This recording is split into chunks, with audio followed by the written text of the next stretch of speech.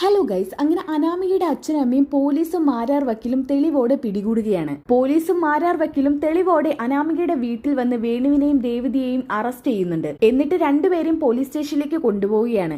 ആ ട്വിസ്റ്റ് നിറഞ്ഞ എപ്പിസോഡാണ് ഇന്നത്തേത്. എന്തായാലും നമുക്ക് എപ്പിസോഡ് സ്റ്റാർട്ട് ചെയ്യാം. ഫസ്റ്റിനെ കാണിക്കുന്നത് അനിയാണ്. അനി കൂട്ടുകാരെ അന്വേഷിച്ച് ഒരു സ്ഥലത്ത് നിൽക്കുന്നുണ്ട്. ഷെടാ, ഇവന്മാർ ഇവിടേക്കാണല്ലോ വരാന്ന് പറഞ്ഞത്. ആ സമയം തന്നെ നന്ദുവിന്റെ അനിയുടെ കൂട്ടുകാരെ അങ്ങോട്ട് വരുന്നുണ്ട്.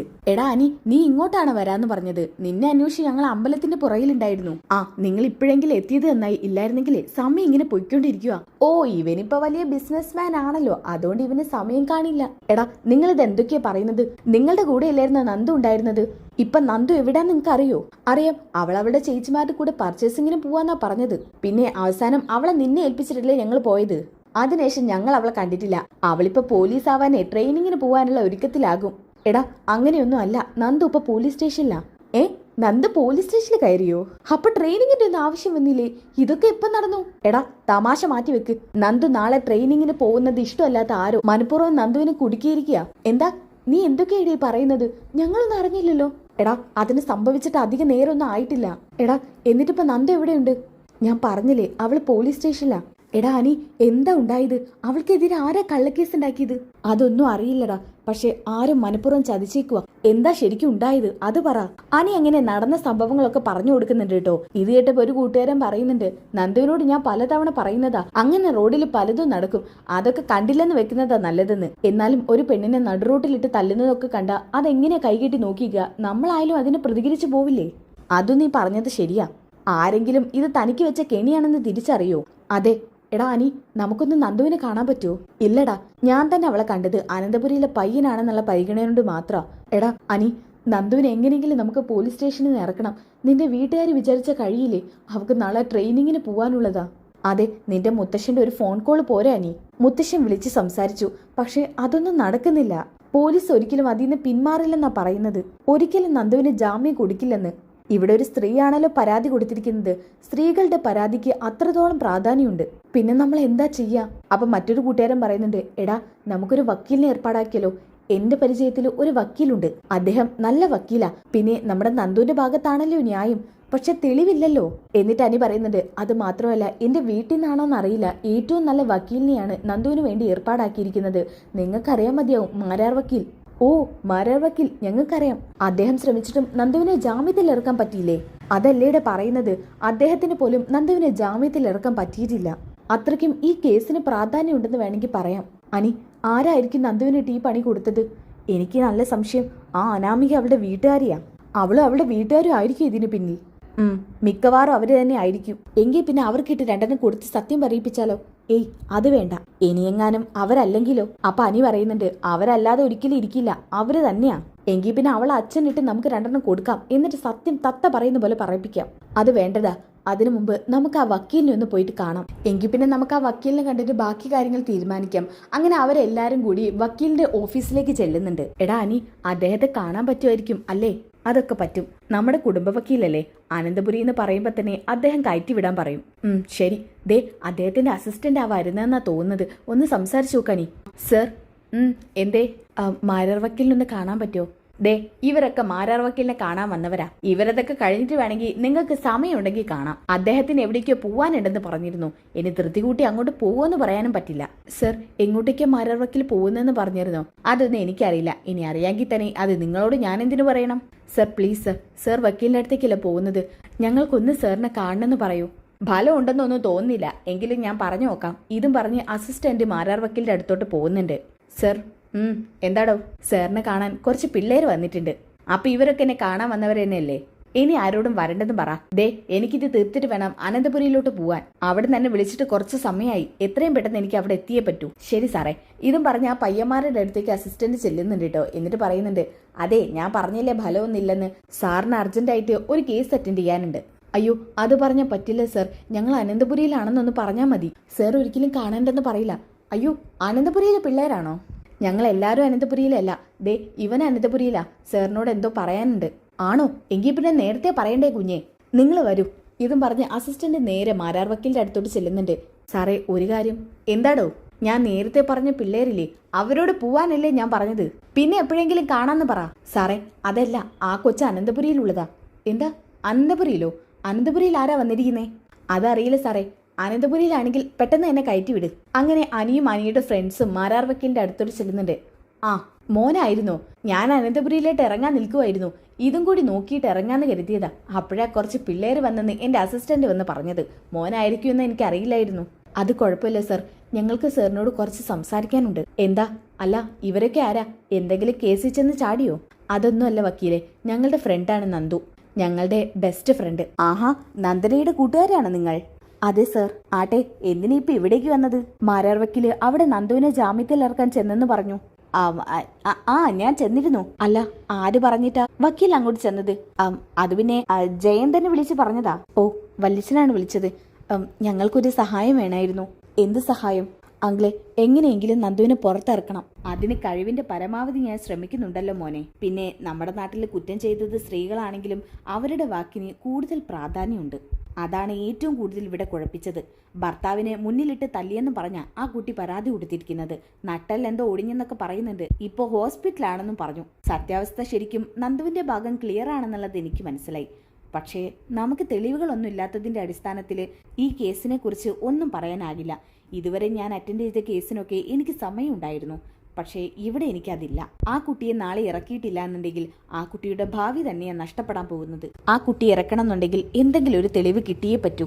അങ്ങനെ തെളിവുണ്ടെങ്കിൽ ഇത് കോടതിയിലൊന്നും എത്തിക്കേണ്ട ആവശ്യമില്ല. തെളിവ് കിട്ടാൻ ഇനിയിപ്പോൾ നമ്മൾ എന്താ ചെയ്യുക? എന്ത് ചെയ്യാനാ? ഒരു വഴിയുണ്ട്. നന്ദു നിരപരാധിയാണല്ലോ. അതുകൊണ്ട് തന്നെ നന്ദുവിനെ തല്ലിയെന്ന് പറയുന്നവരെ കണ്ടെത്തണം.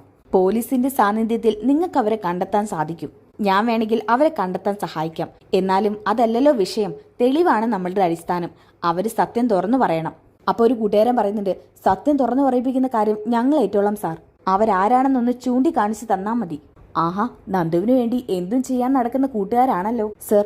അവള് കുറെ നാളുകളായിട്ട് സത്യസന്ധമായി ഞങ്ങളുടെ കൂടെ നിൽക്കുന്ന ഫ്രണ്ടാ. ഞങ്ങൾക്ക് എന്താവശ്യം വന്നാലും അവൾ കട്ടയ്ക്ക് ഞങ്ങളുടെ കൂടെ ഉണ്ടാകും. അപ്പോൾ അവക്കൊരാവശ്യം വരുമ്പോൾ ഞങ്ങളിങ്ങനെ മാറി നിൽക്കാൻ പാടുണ്ടോ സർ? Very good. ഇങ്ങനെയുള്ള ദൃഢമായ കൂട്ടുകെട്ടുകളാണ് വേണ്ടത്. ഏതായാലും നമുക്കൊരു കളി കളിക്കാം. തൽക്കാലം ഞാനൊരു വിദ്യ പറഞ്ഞുതരാം. നിങ്ങൾ ഇതാരോടും പറയരുത്. പകരം നിങ്ങൾക്ക് പറ്റുമെങ്കിൽ നിങ്ങൾ അത് ചെയ്തു കാണിക്കണം. എന്താങ്ങളെ, എന്ത് വേണമെങ്കിലും നന്ദുവിന് ഞങ്ങൾ ചെയ്യും. പിന്നെ അവിടെ വക്കീല് പറഞ്ഞു കൊടുക്കുന്ന ഒന്നും കാണിക്കുന്നില്ല കേട്ടോ. അതൊക്കെ കഴിഞ്ഞിട്ട് വക്കീല് പറയുന്നുണ്ട്. എന്ത് പറയുന്നു? നിങ്ങളെ കൊണ്ട് ചെയ്യാൻ സാധിക്കുമോ? ഞങ്ങൾ ഉറപ്പായിട്ടും ചെയ്തിരിക്കും. നിങ്ങളുടെ വിശ്വാസമാണ് എന്റെയും വിശ്വാസം. എങ്കിൽ പിന്നെ ചെന്നോളൂ, ഞാൻ നിങ്ങളുടെ കൂടെയുണ്ട്. പിന്നെ കാണിക്കുന്നത് അനിയും ഫ്രണ്ട്സും ഈ തല്ലുണ്ടാക്കിയെന്ന് പറയുന്ന പയ്യന്റെയും സ്ത്രീയുടെ അടുത്തോട്ടാണ്. ഈ പയ്യനാണെങ്കിൽ ഷീട്ട് കളിച്ചോണ്ടിരിക്കാൻ കേട്ടോ. കുറെ ആളുകളുണ്ട് ചുറ്റും. നേരെ അനിയും അവരുടെ ഫ്രണ്ട്സും അങ്ങോട്ട് കയറി ചെല്ലുന്നുണ്ട്. ഡാ, ആരോ വരുന്നുണ്ട്. അപ്പൊ നന്ദുവിന്റെ ഒരു കൂട്ടുകാരൻ പറയുന്നുണ്ട്, നട്ടലൊടിഞ്ഞാൻ ഇവിടെ കിടന്ന് ഷീട്ട് കളിച്ചോണ്ടിരിക്കുകയാണി. ഇതൊന്നും പോലീസ് അറിയുന്നില്ലല്ലോ. ആരാടാ നിങ്ങൾ? ഞങ്ങൾ ആരാടെന്ന് അറിഞ്ഞിട്ട് നിനക്കെന്താടാ? നിന്റെ നട്ടൽ എവിടെ ഒടിഞ്ഞത്? അതൊന്നും കാണാൻ വേണ്ടി വന്നതാ. എടാ, ഇത് പറഞ്ഞ് അവർ തല്ലുണ്ടാക്കാൻ ചെല്ലുന്നുണ്ട് കേട്ടോ. നന്ദുവിന്റെ കൂട്ടുകാരൻ നല്ലോണം അങ്ങ് കയറി മേയുന്നുണ്ട്. എന്നിട്ട് അവസാനം അയാൾ പറയുന്നുണ്ട്, അയ്യോ എന്നെ തല്ലല്ലേ, നിന്നെ തല്ലി നിന്റെ നടു ഒടിക്കാനാ പറഞ്ഞിരിക്കുന്നത്. അയ്യോ, ആര്? നീ ആർക്ക് വേണ്ടിയാണോ ഇത് ചെയ്തത്? അയാൾ തന്നെ. അയാൾ എന്തിനാ എന്നെ നട്ടലൊടിക്കാൻ പറയുന്നത്? അല്ല, നീ നട്ടലൊടിഞ്ഞ് ഹോസ്പിറ്റലാണെന്നാണല്ലോ പറഞ്ഞത്. അപ്പൊ അത് സത്യമാണെന്ന് ക്രിയേറ്റ് ചെയ്യണല്ലോ. അതിന് അയാൾ എന്റെ നട്ടലൊടിക്കാൻ പറഞ്ഞു. അതേടോ, തന്റെ നട്ടലൊടിച്ച് തന്നെ ഹോസ്പിറ്റലാക്കാൻ പറഞ്ഞു. ഇതൊക്കെ നന്ദുവിന്റെ ഒരു കൂട്ടുകാരനാണ് കേട്ടോ പറയുന്നത്. അയാൾ അങ്ങനെ പറഞ്ഞു. പിന്നെ നട്ടലൊടിക്കുന്നതിന് ഇയാൾക്ക് കാശ് തരാന്ന് പറഞ്ഞു. എന്റെ നട്ടലൊടിച്ചതിന് ശേഷം അയാളുടെ കാശ് ആർക്ക് വേണം? അതിന്റെ ഇടയ്ക്ക് അനിയുടെ ഒരു ഫ്രണ്ട് അയാളുടെ ഫോൺ എടുത്ത് മാറ്റുന്നുണ്ട് കേട്ടോ. ഞാൻ അയാൾക്കൊന്ന് വിളിച്ചു നോക്കട്ടെ. ഇതും പറഞ്ഞ് ഇയാൾ ഫോൺ എടുക്കാൻ നോക്കുമ്പോ ഫോൺ അവിടെയൊന്നും കാണുന്നില്ല കേട്ടോ. അയ്യോ, എന്റെ ഫോൺ ഞാൻ ഇവിടെ വെച്ചിരുന്നല്ലോ. അതൊന്നും കുഴപ്പമില്ല, നിങ്ങൾ ഇതിന്ന് വിളിച്ചോ. ഈ ഫോണിന്നോ? അതൊന്നും വേണ്ട, ഞാൻ എന്റെ ഫോണിൽ നിന്ന് വിളിച്ചോളാം. നിങ്ങളുടെ ഫോൺ ഇവിടെ കാണുന്നില്ലല്ലോ. സാറ് ഞങ്ങളുടെ ബോസിനാ വിളിച്ചത്, അതുകൊണ്ട് ഇതിൽ നമ്പർ ഇല്ല. തൽക്കാലം നിങ്ങൾ ഇതിന്ന് വിളിച്ചോ. എങ്കിൽ പിന്നെ അതിങ്ങ് താ. അങ്ങനെ അയാള് വേണുവിന് നമ്പർ നോക്കി ഫോൺ ചെയ്യുന്നുണ്ട് കേട്ടോ. ഹലോ, ഹലോ, ആരാന്നോ? ഇത് ഞാനാ, നിങ്ങളെ നട്ടലൊടിക്കാൻ പറഞ്ഞയച്ചവൻ. എന്ത്? ആരാ ഇത് സംസാരിക്കുന്നത്? താൻ എന്നെ ഏൽപ്പിച്ച പണി ഞാൻ കൃത്യമായിട്ട് ചെയ്തു. ആ പെണ്ണിനെ കള്ളക്കേസ് കുടുക്കി. പക്ഷെ താൻ എന്താ ചെയ്തത്? ഇതിന്റെ ഇടയ്ക്കൊക്കെ അനിയുടെ മറ്റൊരു കൂട്ടുകാരൻ വീഡിയോ എടുത്തോണ്ടിരിക്കുന്നുണ്ടോ ഇയാൾ പറയുന്നതൊക്കെ. തൊട്ടുപിറകില് പോലീസ് വന്നോണ്ടിരിക്കുന്നുണ്ട്. ഓ, നീയായിരുന്നോ? നിനക്ക് ചെയ്തതിനുള്ള പ്രതിഫലം ഞാൻ തന്നില്ലേ? ഇനി നീ എന്തിനാ എന്നെ വിളിക്കുന്നേ? നിന്നോട് ഇനി ഒരു ഫോണിൽ നിന്ന് എന്നെ വിളിക്കേണ്ടെന്ന് പറഞ്ഞിട്ടില്ലേ? എടോ, ഒന്നും അറിയാത്ത പോലെ കളിക്കല്ലേ. താനല്ലേ ഇവിടെ കുറച്ച് ഗുണ്ടകളെ പറഞ്ഞു വിട്ടേക്കുന്നത് എന്നെ തല്ലാൻ. ഗുണ്ടകളോ? ഞാൻ ഗുണ്ടകളെയൊന്നും പറഞ്ഞു വിട്ടിട്ടില്ല. നീ വല്ല പ്രശ്നം ഉണ്ടാക്കി ആരെങ്കിലും നിന്നെ തല്ലാൻ വന്ന് കാണും. അതെന്റെ തലയിൽ ഇട്ടിട്ട് എന്തിനാ കാര്യം?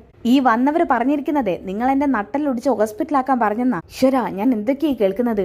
എടോ, എന്നാ പിന്നെ അത് വല്ല കെണിയായിരിക്കും. കെണിയാ? ആ സമയത്താണ് ആ സ്ത്രീ അകത്തോട്ട് വരുന്നത്. ചേട്ടാ, ഓ ചേച്ചി ഇവിടെ ഉണ്ടായിരുന്നല്ലേ? ആ സമയത്ത് പോലീസും വക്കീലും അങ്ങോട്ട് വരുന്നുണ്ട് കേട്ടോ. ഇതെന്താ പോലീസ്? സത്യമൊക്കെ വിളിച്ചതാടോ. നിന്റെ വായിന്ന് തന്നെ സത്യങ്ങളൊക്കെ പുറത്തോട്ട് വന്നു. മാരാർ വക്കീലും പോലീസും അങ്ങോട്ട് എത്തുന്നുണ്ട്. ആ സമയത്ത് പോലീസ് ചോദിക്കുന്നുണ്ട്, എടോ ഇയാള് സ്റ്റേഷനിൽ വന്ന് തന്ന പരാതി കള്ളമായിരുന്നു. ഹേ, കള്ളോ? ഞാൻ കള്ളമൊന്നും പറഞ്ഞിട്ടില്ല. പിന്നെ അപ്പോ നിങ്ങൾ ഇവരെ വെറുതെ തല്ലിച്ചതച്ചതാണോ? ഇതിന്റെ പേര് നിങ്ങൾക്ക് കേസെടുക്കേണ്ടി വരും കേട്ടോ എന്ന് അനിയോടും കൂട്ടുകാരോടും പോലീസ് പറയുന്നുണ്ട്. അപ്പോൾ ഒരു കൂട്ടുകാരൻ ആ വീഡിയോ കാണിച്ചു കൊടുക്കുന്നുണ്ട് കേട്ടോ പോലീസിന്. അപ്പോഴാണ് പോലീസ് സത്യങ്ങളൊക്കെ മനസ്സിലാക്കുന്നത്. ഈ നമ്പറിൽ നീ ആർക്കാടാ വിളിച്ചത്? അത് പിന്നെ സാറേ, ഇയാളുടെ വീടോ മറ്റോ അറിയോ നിനക്ക്? ആ അറിയാം, ഞാൻ അയാളെ വീട്ടിൽ ചെന്നാ കണ്ടത്. എന്നാ പിന്നെ വാടോ. എന്താ നോക്കിയിരിക്കുന്നത്? ഇവനെ ഇവളെയും പിടിച്ച് ജീപ്പിൽ കയറ്റി. അപ്പം മാരാർ വക്കീൽ പറയുന്നുണ്ട്, സാറേ ഇപ്പം എങ്ങനെയുണ്ട്? സത്യം ഞങ്ങളുടെ ഭാഗത്ത് തന്നെ ആയില്ലേ?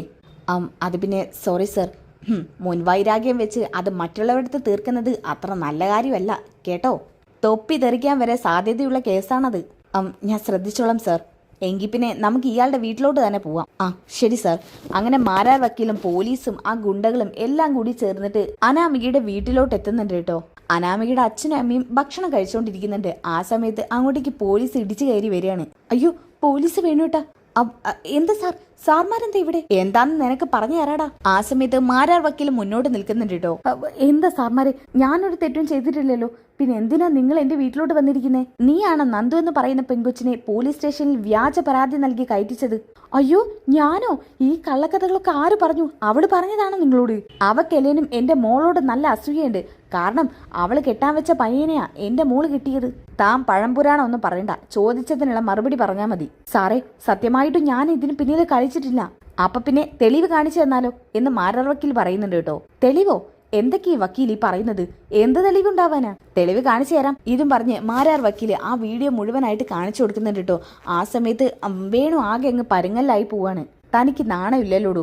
ഒരു വ്യാജ പരാതി ഉണ്ടാക്കി ഭാവിയിലെ പോലീസാവാൻ പോകുന്ന ആ കുട്ടിയെ നോവിച്ചു വിട്ടതിന് തന്നെ ആ കുട്ടി ഇനി വെറുതെ വിടുമെന്ന് തോന്നുന്നുണ്ടോ? തന്നോടൊന്നും ഈ ഭാഷയിൽ പറഞ്ഞാൽ പോരാ. തന്നെയും തന്റെ ഭാര്യയെയും പോലീസ് സ്റ്റേഷനിൽ കൊണ്ടുപോയി നന്നായിട്ട് തന്ന് പെരുമാറണം. ഇയാളെ പിടിച്ച് പോലീസ് കയറ്റടോ. ആ സ്ത്രീയെയും പിടിച്ചോ. ഓക്കെ, ഇനി നല്ല കിടിലൻ ട്വിസ്റ്റ് നിറഞ്ഞ എപ്പിസോഡാണ് കേട്ടോ. അപ്പോൾ ആ എപ്പിസോഡ് കിട്ടാൻ വേണ്ടിയിട്ട് ചാനൽ സബ്സ്ക്രൈബ് ചെയ്തിട്ട് അടുത്ത എപ്പിസോഡിന് വേണ്ടി നെക്സ്റ്റ് എപ്പിസോഡ് ഒന്ന് കമൻറ്റ് ചെയ്യാട്ടോ. നിങ്ങൾ നെക്സ്റ്റ് എപ്പിസോഡ് ഒന്ന് കമൻറ്റ് ചെയ്താൽ ഞാൻ എത്രയും പെട്ടെന്ന് അടുത്ത വീഡിയോ ഇടുന്നതായിരിക്കും. അപ്പോൾ അടുത്ത വീഡിയോയിൽ കാണുന്നവരേക്കും ബൈ ഗായ്സ്.